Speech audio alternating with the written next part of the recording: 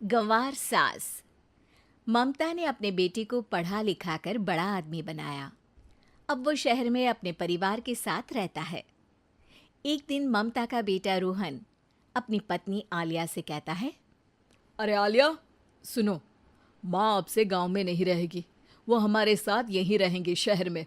उनका कमरा आज नौकर से बोलकर अच्छे से साफ करवा देना। ओह, आज तो मेरी किटी पार्टी है, फिर मुझे जिम और फिर शॉपिंग। ठीक है, कल करवा दूंगी। अ, अच्छा, लेकिन माँ के सामने ये कपड़े नहीं चलेंगे। हाँ, तुम्हें साड़ी या सूट पहनना होगा। अरे बिल्कुल भी नहीं। मेरे मम्मी पापा ने इतना पैसा लगाकर शादी इसलिए नहीं की थी कि मैं अपनी मर्जी के कपड़े पहन ओढ़ भी ना सकूं। अ- अरे चलो, गुस्सा मत हो, लेकिन कुछ दिन तो माँ की खुशी के लिए कर सकती हो ना। लेकिन आलिया मानती नहीं। माँ आती है सिंपल सी साड़ी, झोला और चप्पल पहनकर। अरे रोहन, मैं इनके साथ कैसे रहूंगी? मेरी फ्रेंड्स क्या कहेंगी? ये तो पूरी गंवार लग रही है। आलिया, माँ गांव में रहती थी इसलिए ऐसी हैं। तुम आज ही माँ के साथ जाकर उनकी पसंद की शॉपिंग करवा देना। इनके साथ घर के अंदर रहना मुश्किल है, बाहर तो मैं कभी भी ना जाऊं। रोहन को आलिया पर गुस्सा आ जाता है। माँ, ओ माँ। हाँ बेटा। वो माँ को ले जाने के लिए उनका हाथ पकड़ता है कि अरे माँ, तेरे हाथ अभी तक इतने कड़े हैं, तूने इसका कोई इलाज नहीं किया? अरे बेटा, इसका कोई इलाज नहीं। वैसे भी मुझे कोई शर्म नहीं कि मेरे हाथ मुलायम नहीं है, क्योंकि इन्हीं हाथों से मेहनत कर मैंने तुझे बनाया है बेटा। अगले दिन माँ, मैं ऑफिस जा रहा हूँ। कुछ लाना हो तो आलिया को बोलकर फ़ोन करवा देना। रोहन के जाने के बाद, आप ना आज कमरे में ही रहिएगा, घर में पार्टी है, मेरी सहेलियां आ रही हैं, मैं उन लोगों के सामने आपको नहीं ला सकती हूँ। ठीक है बहू, लेकिन तुम कहो तो मैं कुछ खाने को बना दूँ तुम लोगों की पार्टी के लिए। वो लोग सिर्फ कॉन्टिनेंटल या थाई फूड ही खाते हैं।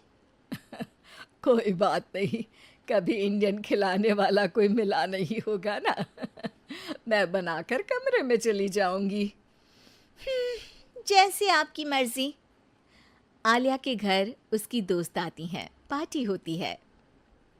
अरे वाह आलिया, ये क्या है खाने में? बड़ा ही स्वादिष्ट है यार, इसकी रेसिपी मुझे चाहिए। हाँ, और ये दाल, ओ माय गॉड, मैंने तो किसी 5 स्टार में भी ऐसी दाल नहीं खाई है। यार तू कुक को यहाँ बुलाना। अब आलिया घबरा जाती है। हाँ हाँ हाँ हाँ, क्यों नहीं। माँ जी ज़रा बाहर आइए।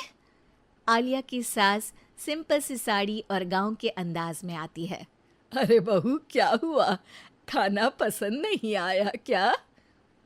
बहू? अरे ये गांव से दिखने वाली औरत तुम्हें बहू क्यों बोल रही है? कौन है ये? वो हमारी नई नौकरानी है। सास बहू की बात सुनकर बहुत दुखी हो जाती है। वो सर झुकाकर जा ही रही होती है कि एक सहेली बोल पड़ती है। अरे कहाँ जा रही हैं माँ जी? वो उठकर उनके पैर छूती है। जीती रहो बेटा। क्या है ना, आपकी शक्ल बिल्कुल मेरी माँ जैसी है। पता है आलिया, मैं शहर पढ़ने आई और फिर शहरी हो गई, लेकिन मेरे माँ पापा तो आज भी गांव में रहते हैं, बिल्कुल इनके जैसे ही हैं।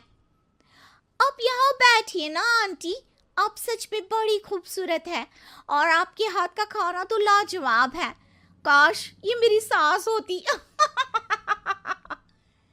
सभी सहेलियां सास को घेर कर बैठ जाती हैं और उनसे खाने की रेसिपी पूछ रही होती है कि तभी घर की बेल बजती है और रोहन आता है।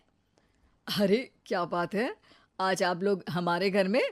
और ये लोग तो मुझे आलिया से ज़्यादा माँ की सहेलियाँ लग रही हैं। क्या ये आपकी माँ है? लेकिन आलिया ने तो कहा कि ये उनकी नौकरानी है और इन्होंने भी नहीं बताया।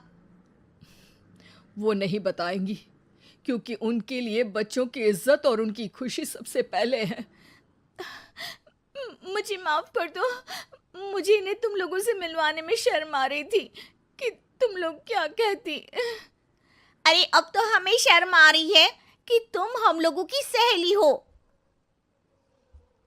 हाँ, जो माँ जैसी सास को नौकरानी बोले वो हमारी सहेली नहीं हो सकती।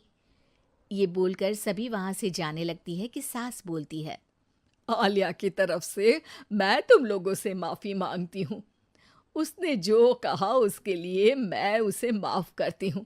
अब तुम लोग भी उसे माफ़ कर दो, क्योंकि अगर तुम लोगों ने उससे दोस्ती तोड़ी तो फिर मेरे हाथ का खाना कैसे खाओगी? नहीं नहीं आंटी, जरूर आएंगे, लेकिन अब आलिया की नहीं बल्कि आपकी सहेली बनकर।